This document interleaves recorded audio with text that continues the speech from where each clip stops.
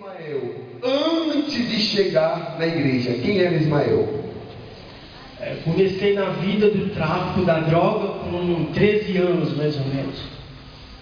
Aí daí, o vazio que eu tinha, eu preenchi em droga, em balada, em bebida, brincadeira, como até os moleques ali, era pior ainda. Vinha, frequentava assim, as reuniões da Universal, mas era só brincadeira, só zoeira. Não levava a sério as coisas de Deus. Aí esse vazio que eu tinha com 13, 14 anos, eu assim, saía para preencher com droga, com bebida, balada, e nada, não vi resultado nenhum. Aí decidi me juntar. Olha só. Presta atenção, com 13 anos ele já estava envolvido no tráfico, com 13 anos ele era viciado, com 13 anos de idade. Depois ele procurando preencher esse vazio que estava no coração dele. Então ele achou que o vazio ele ia preencher com o quê? Com casamento, eu me juntei. Eu não era casado, eu era junto. Daí com 6 meses eu adquiri uma empresa. Eu com 18 anos eu era empresário, um grande empresário na minha cidade. Fabricava roupas, né? E daí, sem estrutura nenhuma, eu perdi tudo. Eu me viciei em crack. Entrou crack na minha vida e na dela também. Os dois no crack, eu deixava de trabalhar e ia fumar crack. Me armava, ia atrás de roubar, eu tinha uma pistola de 16 tiros, calibre 32.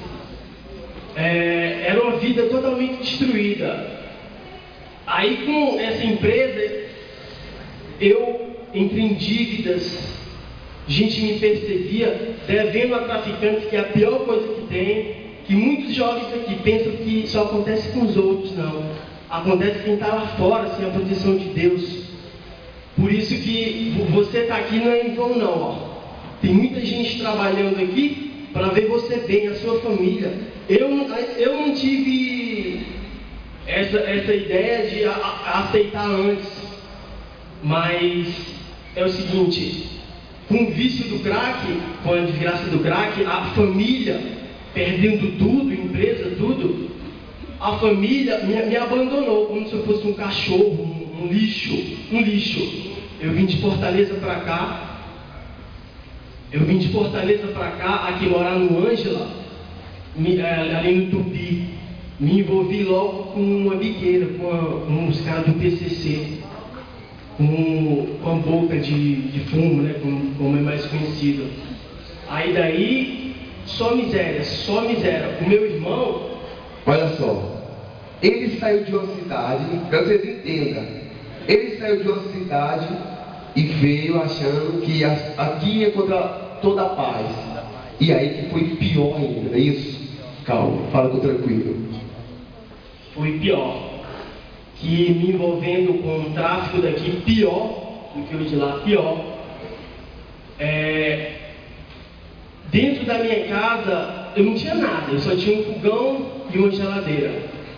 Dentro da minha casa era só miséria. O meu irmão me cobrando, cadê a mistura do mês? Não, ia tudo para droga, ia tudo...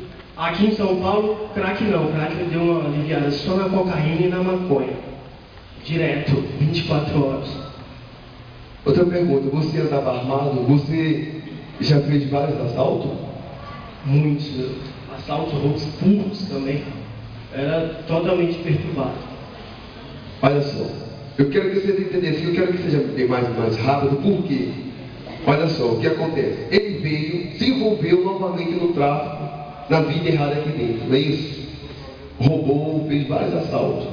Porém, ainda não conhecia o trabalho da Força Jovem aqui em São Paulo. Depois que eu conheci o Força Jovem, no tempo que eu cheguei na igreja, a liderança do Força Jovem mudou. E eu vi uma diferença, né? Sem conhecimento, eu vi uma diferença. O obreiro chegou em mim e me convidou para vir no domingo. Aí eu vim no domingo. Ele começou a me convidar, eu fraco ainda, ele começou a ligar para mim, a me chamar, a me convidar. No tanto que na minha casa eu não tinha nem o que comer. Era totalmente desgraçado. Aqui em São Paulo, aqui, brigado com a família aqui, só tem um irmão aqui em São Paulo, assim, brigado com a família, eu não tinha para pedir para ninguém. E eu era muito orgulhoso, não pedia para ninguém. Aí eu olhei para ela e disse, vamos dormir mais cedo porque hoje não tem nada para a gente comer. Passamos uma semana sem ter nada para comer. Por causa da droga, do vício, da desgraça, do abandono da família, né? Ou seja, olha como que é forte, gente. Eu quero que vocês entendam. Ele estava com a vida familiar destruída, com a vida financeira destruída e também com o casamento destruído. Não é isso? Casamento totalmente destruído. Ela falava que todo dia ia embora. Me odiava, por quê? Porque eu era um rato, era um lixo, viciado em crack, em droga. A gente se transforma numa pessoa louca, numa pessoa doente. Só um minutinho, deixa a Priscila agora falar um pouco, porque ele só está resumindo o que aconteceu na vida dele. Eu estava atendendo ele ontem, fiquei quase uma hora conversando com ele, é muito forte. Priscila, quem era a Priscila antes de chegar na igreja? No meu casamento, eu era totalmente louca. Eu tinha depressão, pensava mil e uma maneiras de morrer, de me matar, mas eu tinha medo de tirar minha própria vida. O meu casamento era destruído, eu odiava meu marido, eu tinha nojo dele. Eu queria que ele estivesse perto, mas quando ele chegava, eu queria ir o mais longe possível. Não encostava nem de ouvir a voz dele.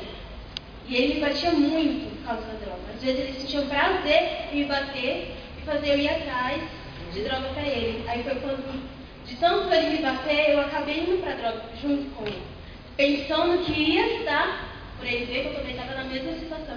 Só que eu acabei ficando pior do que ele. Às vezes ele conseguia ficar sem a droga e eu entrava em desespero. Vendi roupa, eu peguei a aposentadoria do meu avô, pegava as coisas do meu sogro, da minha sogra, não queria saber. Pegava dinheiro com a minha mãe, vendia, tinha muita coisa, a gente via muito bem. Mas por eu não conseguir me controlar, eu vendi tudo, a gente perdeu tudo. Quando a gente veio, durou mais ainda. Olha só, para aqui. Mas você falou que estava sofrendo tanto lá fora, vocês dois falando. E você queria dar um basta nisso. E quando você veio à igreja, você deparou com um pastor na porta da igreja. E você falou que palavra para ele? Eu só ficava se valesse a pena. Porque se não valesse a pena, eu me levantava a hora que fosse e ia embora. Olha só. Ela falou que só ia ficar na igreja se fosse valer a pena. Porém, mesmo assim, ela estava vindo à igreja junto com o marido. E maior guerra, maior luta ainda. Maior luta. E no momento em que vocês receberam o convite para vir para a Força Jovem, aí sim que mudou a vida. Mudou bastante. E teve os obreiros acompanhando, aconselhando. Eu aprendi a respeitar mais ele, a ouvir mais ele. Que antes era briga todo dia, 24 horas. Quando a gente veio, a obreira sentou, conversou, disse que não era assim, que tinha que mudar, que como eu era esposa, eu tinha que ser submissa, que eu tinha que respeitar meu marido e amar ele. Por mais que ele ainda brigasse comigo, eu tinha que ver Deus no meu marido. Só que no começo eu não via, eu não conseguia. Aí quando eu vi, que eu parei, refleti e coloquei em prática o que eu aprendi, aí que eu passei a ver Deus no meu marido. E é muito forte porque ela tinha uma doença, ela não podia engravidar, ela foi curada, está grávida, é isso? E o mais forte, o mais importante, eles tiveram um encontro com Deus. E logo vão ser obreiro. Está entendendo? Então essa é a importância de a pessoa entregar a vida no altar, a vida ao Senhor Jesus. Para você analisar que o Força Jovem não é pula-pula, brincadeira. São pessoas que estavam viciadas no crack, sabe o que é crack? Na maconha. Pessoas que estavam com o casamento destruído. Jovens que estavam com a vida financeira destruída, queriam dormir até um pouco mais cedo para perder aquela fome. E eles abriram mão do mundo lá fora. E ele queria entregar a vida, o Senhor Jesus entregou. E hoje Deus mudou a vida deles. Casaram no cartório, estão bem casados. Novamente ele reabriu uma mini empresa e estão com a gente na Força Jovem. Para a honra e a glória do Senhor Jesus, vão ser obreiros. Tá ligado, gente? Obrigado, tá? Dá um recado para eles. O jovem que está começando agora na maconha, no lança-perfume, na cocaína ou qualquer tipo de droga. Veja o nosso exemplo. Você está tendo a oportunidade hoje. Amanhã você não pode ter, não. Entregue a sua vida hoje ainda. Muito forte, bem forte para o Senhor Jesus.